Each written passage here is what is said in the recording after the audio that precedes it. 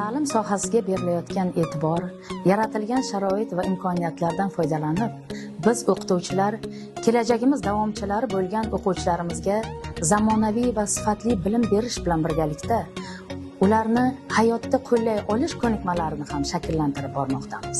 Chunki bu zamon talabi. O'quvchilarimni ona tilidan tashqari rus tilida to'g'ri va ravon so'zlashishga hamda erkin fikrlashga o'rgatish mening asosiy maqsadim. Bu uchun o'qituvchi albatta kuchli bilimga ega bo'lgan holda o'z ustida tinimsiz izlanishi kerak. 24 yillik mehnat faoliyatim davomida o'quvchilarim fan olimpiadalari va turli ko'rik tanlovlarda muntazam qatnashib, tuman, viloyat va respublikada faxrli o'rinlarni qo'lga kiritib kelmoqdalar.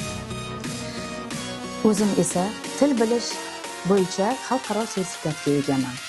Kuzgi attestatsiya jarayonlarida qatnashib, 70% ustamaga erishdim hamda bugungi kunda yil o'qituvchisi ko'rik tanlovning birinchi bosqichidan muvaffaqiyatli o'tib, ikkinchi bosqichiga tayyorgarlik ko'rmoqdaman.